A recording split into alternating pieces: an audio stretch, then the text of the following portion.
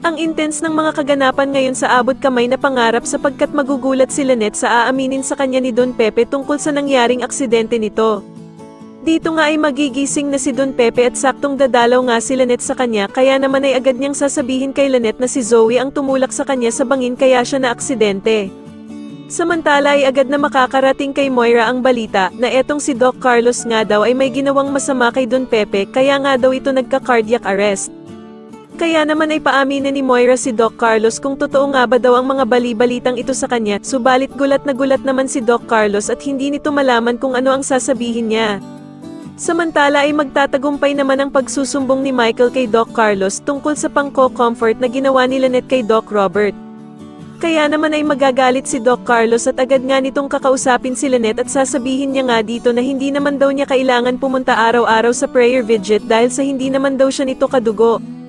Dagdag pa nga ni Doc Carlos na mas maiintindihan pa nga daw niya kung si Annalyn ang palaging pupunta doon dahil sa kadugo naman daw niya si Don Pepe.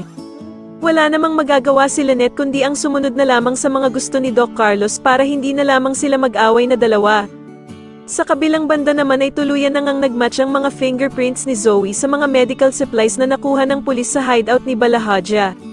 Subalit sa kasamaang palad nga ay agad na makakarating din ito sa bruhang si Moira, kaya naman ay gagawa na naman ito ng paraan para malusutan ang problema nilang ito. Sa tingin nyo dito na nga kaya lumabas ang mga tinatagong sikreto nila Moira at Zoe pati na din ang kasabuat nilang si Doc Carlos, mas lalo na nga talagang nagiging exciting ang mga susunod na kaganapan kaya naman ay mas lalo pa nating abangan ang mas lalong gumigandang abot kamay na pangarap. Maraming salamat po sa inyong panonood at sana po ay masubscribe nyo ako. Maraming salamat po.